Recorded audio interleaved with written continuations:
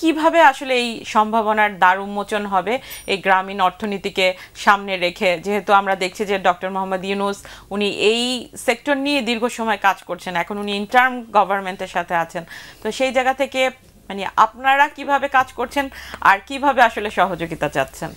ধন্যবাদ। Doctor Yunus sir যে 3-0 নিয়ে কাজ করছেন, zero poverty, zero hunger and zero carbon emission, এই তিনটা ক্ষেত্রে আমাদের অনেক কাজ করার সুযোগ আছে। স্যার তো বিশ্বব্যাপী এই থিওরির প্রবক্তা। এসডিজিতে আমাদের যে লক্ষ্যমাত্রা সেগুলো যথাযথভাবে অর্জিত হলে আমরা 3-0 বাস্তবায়নে লক্ষ্য অর্জনের সম্ভব হবে, আমাদের সম্ভবপর হবে। এক্ষেত্রে গ্রামীণ যে অর্থনীতি, এটি বাংলাদেশের জিডিপি গ্রোথের জন্য অত্যন্ত গুরুত্বপূর্ণ।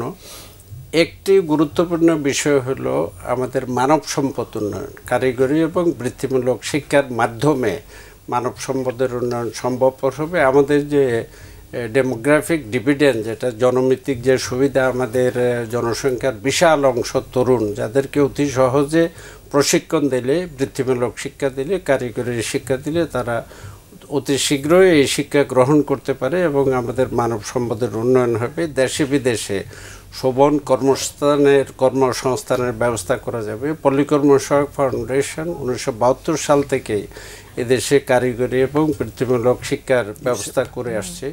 দেশে বিদেশে এই কারিগরি শিক্ষায় শিক্ষিত শ্রেণীরা, বিশেষ করে যারা বঞ্চিত, যারা সুবিধা বঞ্চিত ছেলে মেয়ে, এথনিক মাইনরিটি, তারপরে পারসনস উইথ ডিসেবিলিটি যারা, এবং অন্যান্য বিশেষ করে মেয়েদের জন্য 1972 সাল থেকে ইউসেফ বাংলাদেশ কারিগরি শিক্ষা দিয়ে আসছে, বৃত্তিমূলক শিক্ষা।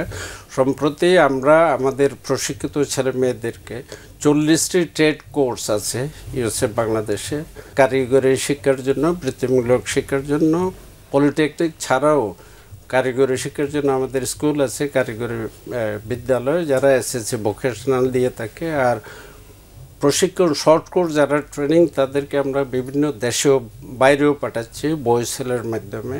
যেমন জর্ডানের গার্মেন্ট ফ্যাক্টরিতে আমাদের মেয়েরা যাচ্ছে ইউসেফের মাধ্যমে, ব্রুনাইতে যাচ্ছে যারা মোবাইল ফোন রিপেয়ার করে, যারা electrical installation, maintenance, refrigeration, welding, plumbing, যারা পানির কাজ করে, এবং বিভিন্ন দেশে এরা যাচ্ছে।